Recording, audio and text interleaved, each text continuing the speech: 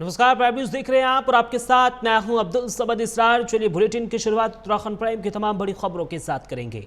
मुख्यमंत्री पुष्कर सिंह धामी की अध्यक्षता में देहरादून में हुई कैबिनेट बैठक में 3 महत्वपूर्ण प्रस्तावों पर मुहर लगी है।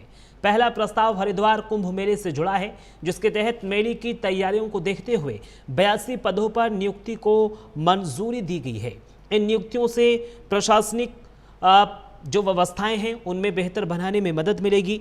और साथ ही साथ दूसरा बड़ा फैसला ई स्टाम्प प्रणाली में बदलाव को लेकर किया गया है। अब राज्य सरकार इस प्रणाली में तकनीकी और प्रक्रियात्मक सुधार लाएगी, जिससे राजस्व संग्रहण में पारदर्शिता और सुविधा बढ़ेगी। तीसरा प्रस्ताव राज्य प्रशासनिक कार्य प्रणाली को मजबूत करने में से जुड़ा है, जिसकी विस्तृत जानकारी विभागीय आदेश में दी जाएगी। बैठक में लिए गए ये फैसले राज्य की विकास प्रक्रिया को गति देने वाले साबित हो सकते हैं।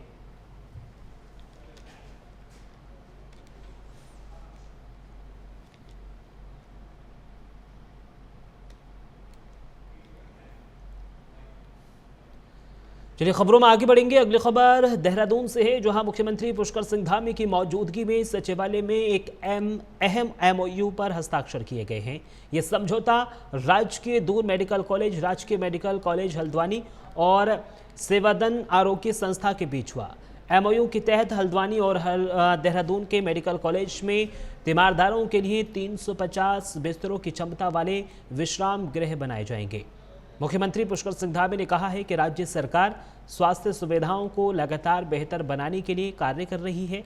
उन्होंने कहा है कि इन विश्राम गृहों से भर्ती मरीजों के साथ आने वाले परियोजनों को रात्रि विश्राम और ठहरने की बेहतर सुविधा मिलेगी। मुख्यमंत्री ने यह भी आग्रह किया है कि यह व्यवस्था एम्स सैटेलाइट सेंटर की छत से भी लागू की जाए, जिस पर संस्था ने सहमति जता दी है।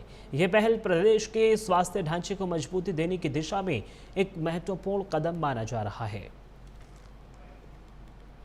मैं सभी शिव भक्त कांवड़ियों का सबका बहुत धन्यवाद करता हूं और साथ में प्रशासन के लगे हुए सभी लोगों का भी, उनको भी मैं शुभकामनाएं देता हूं।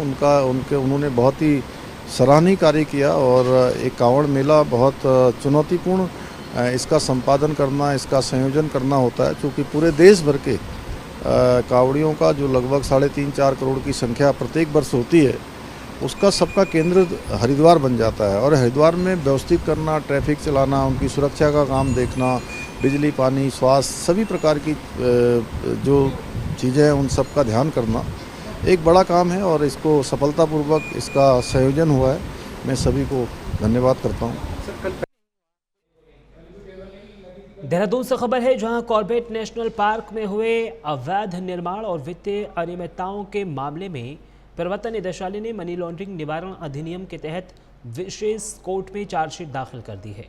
ED की जांच में सामने आया कि तत्कालीन वन अधिकारी किशन चंद, ब्रज बिहारी शर्मा, अखिलेश तिवारी और मथुरा सिंह मावड़ी ने ठेकेदारों के साथ मिलकर पार्क में अवैध निर्माण कराए हैं।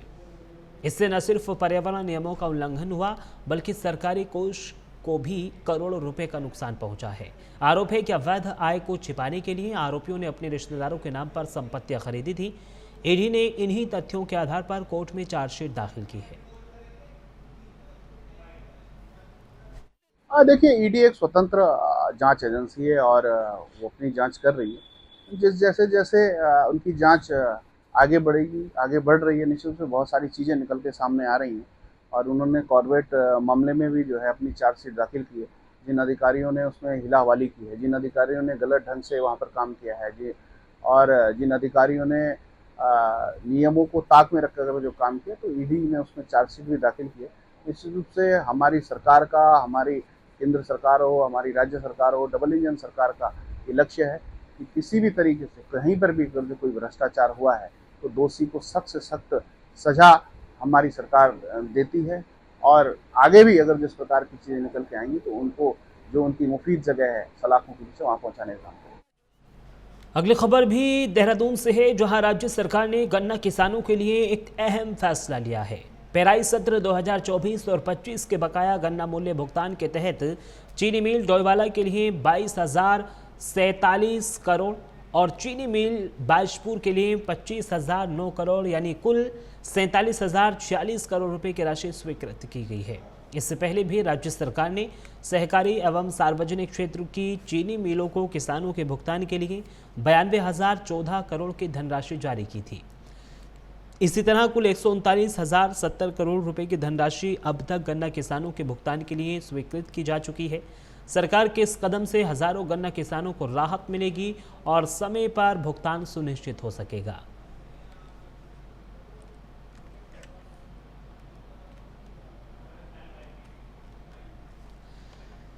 चमोली जनपद से खबर है, जहां राज्य निर्वाचन आयोग के कार्यक्रम के तहत 24 जुलाई को होने वाले पंचायत चुनाव के पहले चरण के लिए तैयारियां पूरी कर ली गई हैं। जनपद के 258 मतदेय स्थलों पर मतदान होना है। इसी क्रम में जिला प्रशासन ने सोमवार से ही पोलिंग पार्टियों को रवाना करना शुरू कर दिया था। मंगलवार को 79 और बुधवार को 164 पोलिंग पार्टियों को मतदेय स्थलों के लिए रवाना किया गया। बुधवार को ज्योतिर्मठ से 8, नारायण बगल से 73, थराली से 47 और देवाल से 36 पोलिंग पार्टियों को भेजा गया। जिला निर्वाचन अधिकारी संदीप तिवारी ने जानकारी दी है कि सभी पोलिंग पार्टियां सकुशल अपने गंतव्य तक पहुंच गई हैं। उन्होंने बताया है कि मतदान स्थलों पर सभी जरूरी व्यवस्थाएं की गई हैं और शांतिपूर्ण मतदान सुनिश्चित करने के लिए सुरक्षा के भी पुख्ता इंतजाम किए गए हैं।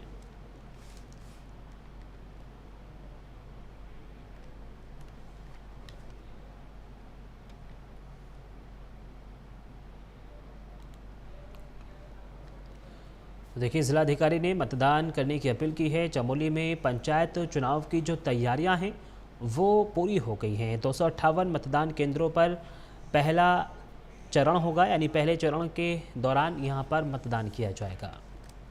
खबरों में आगे बढ़ेंगे। अगली खबर देहरादून से है, जहां मुख्यमंत्री पुष्कर सिंह धामी की सरकार आपातकाल के दौरान जेल गए लोकतंत्र सेनानियों को पेंशन सहित अन्य सुविधाएं बढ़ाने के लिए कानूनी कवच देने की तैयारी में है। ये विधेयक 19 अगस्त से गैरसैंण में शुरू होने वाले मानसून सत्र में विधानसभा में पेश किया जाएगा। राज्य गृह विभाग इस पर तेजी से काम भी कर रहा है। वर्तमान में लोकतंत्र सेनानियों को त्रिवेंद्र सरकार के शासनादेश के तहत 20,000 प्रति माह पेंशन मिलती है। उत्तराखंड में लगभग 80 ऐसे सेनानी हैं। मुख्यमंत्री पुष्कर सिंह धामी ने 25 जून को आपातकाल के 50 वर्ष पूरे होने पर हुए सम्मान समारोह में उनके अधिकार सुरक्षित करने का आश्वासन दिया था। इस कदम से यह सुनिश्चित होगा कि आने वाली सरकार भी इनके हक को नहीं छीन सके। देखिए, आपातकाल में जिन सेनानियों ने लोकतंत्र को बचाने के लिए संघर्ष किया, क्योंकि हम सब लोग जानते हैं कि काला दिवस लोकतंत्र का हत्या दिवस के रूप में पूरा देश तो जानता है। इस प्रकार से कांग्रेस की तत्कालीन जो देश की नेता थी, प्रधानमंत्री थी, इंदिरा गांधी जी ने किस प्रकार से इस देश में आपातकाल थोपा था। सारे विपक्ष के नेता हों, सारे राजनीतिक दल के, अपने दलों को छोड़ के सारे राजनीतिक दलों के नेता हों, और साथ ही जो पत्रकार थे, जो लिखते थे, उन सब को कलम दबाने का काम, उनकी आवाज़ दबाने का काम कांग्रेस की तत्कालीन सरकार ने किया। इन सब चीज़ों को लेकर के हमारी सरकार ने कहा है कि हम जो लोकतंत्र बचाने वाले जो सेनानी थे उनको सम्मानित कर। उत्तराखंड के बागेश्वर में पंचायत चुनाव के दौरान एक अनोखी कहानी सुर्खियों में है। पहाड़ी लच्चू के नाम से पहचाने जाने वाले लक्ष्मण कुमार, जिनकी लंबाई केवल 3.5 फीट है, पूरे चुनाव प्रचार में छाए हुए हैं।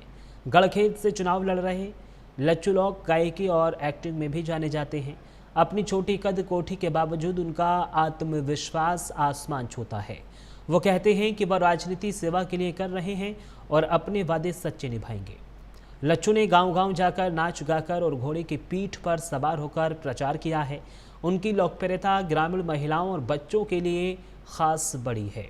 अगर चुने गए तो वो ब्लॉक प्रमुख का चुनाव भी लड़ेंगे और विकास का नया मॉडल भी लेकर आएंगे।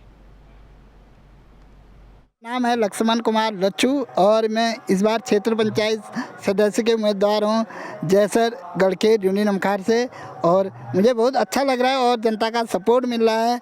और जी, तो आपका कद काफ़ी छोटा है, बहुत छोटे कद के प्रत्याशी हैं आप। लोग तो बड़े बड़े हैं, बड़े बड़े दावे कर रहे हैं, तो क्या करना चाहोगे आप क्षेत्र के लिए?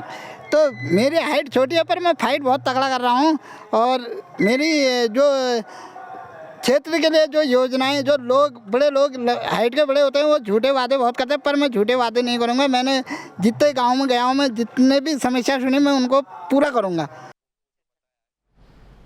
अगली खबर देहरादून से है, जहां सावन के शिवरात्रि के पर्व पर शिव मंदिरों में भक्त उत्साह के साथ जलाभिषेक कर अपने परिवार की खुशहाली की कामना की।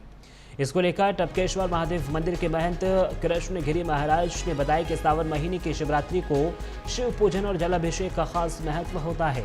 साथ ही हरिद्वार, ऋषिकेश समेत कई मंदिरों के साथ साथ टपकेश्वर महादेव मंदिरों में श्रद्धालुओं की भारी भीड़ उमड़ी है।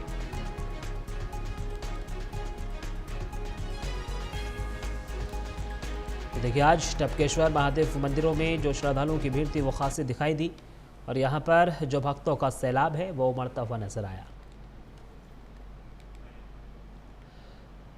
अगली खबर देहरादून से है, जहां बढ़ती टेक्नोलॉजी और ऑनलाइन सिस्टम के दौर में कई घटनाएं भी बढ़ गए हैं जो साइबर क्राइम के रूप में सामने आ रहे हैं और इसकी सबसे बड़ी वजह है इस क्राइम के प्रति जागरूक न होना। और लोगों को इस साइबर क्राइम के प्रति जागरूक करने के लिए बजाज फाइनेंस ने जागरूकता कार्यक्रम का आयोजन किया। इस कार्यक्रम के जरिए सीओ साइबर पुलिस स्टेशन ने कई ऐसी बातें बताई जिससे साइबर अपराधों को पहचाना जा सकता है और इनसे बचा भी जा सकता है। साथ ही उन्होंने बताया कि ऑनलाइन पेमेंट, फ्रॉड कॉल, अनजान लिंक पर क्लिक करने से आप लोग बचते। तो देखिए, साइबर अपराधों को पहचानने के लिए लगातार यहाँ पर लोगों को समझाया गया है, उनको तमाम ऐसे उपाय बताए गए हैं कि जिनसे वो जो साइबर फ्रॉड है उसका शिकार न हो पाएँ।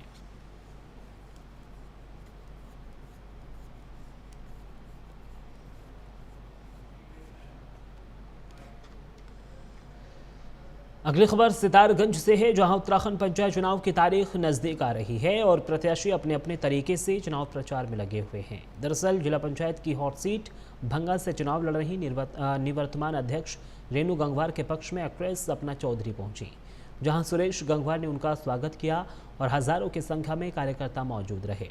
इसके बाद सपना चौधरी ने बड़ी फॉर्म से रोड शो कर कार्यक्रम की शुरुआत की। इस दौरान सपना चौधरी ने भंगा सीट के कई गांवों में रेणु गंगवार के पक्ष में मतदान करने की अपील की। वहीं रोड शो के बाद जनसभा का भी आयोजन हुआ।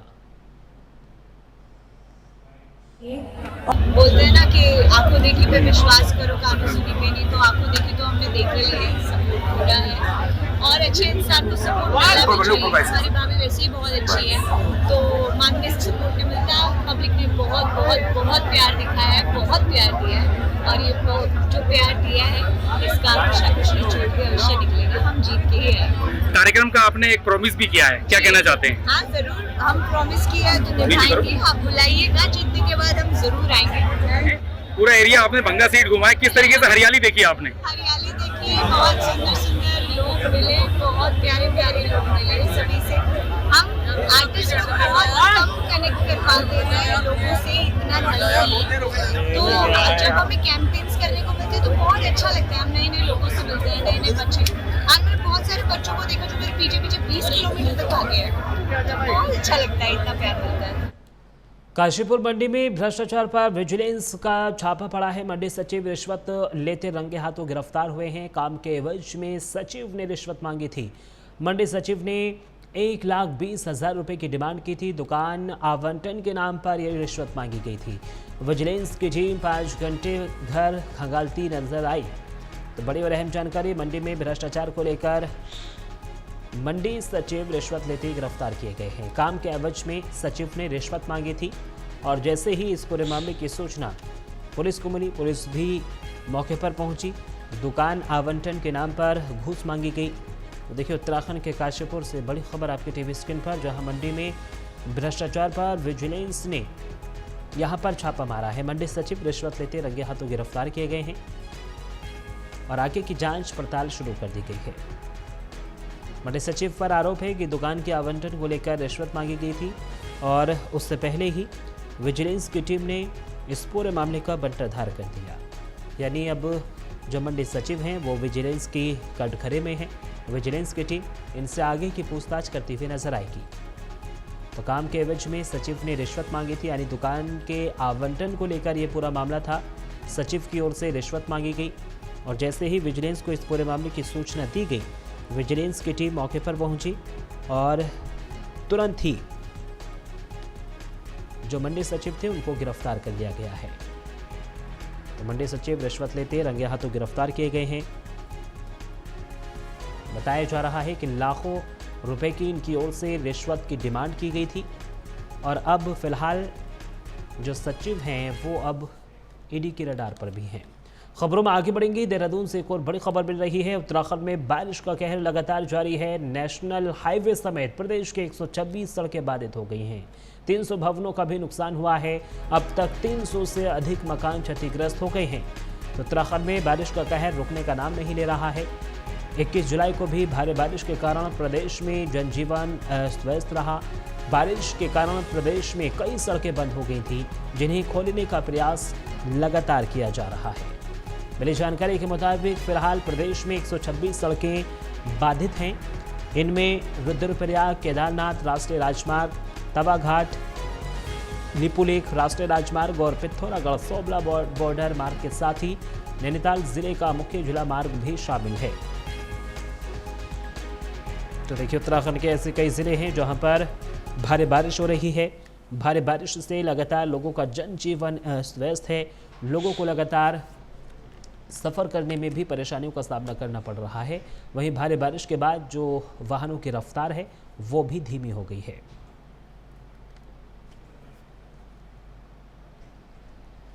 और फिलहाल उत्तराखंड प्राइम में सिर्फ इतना ही।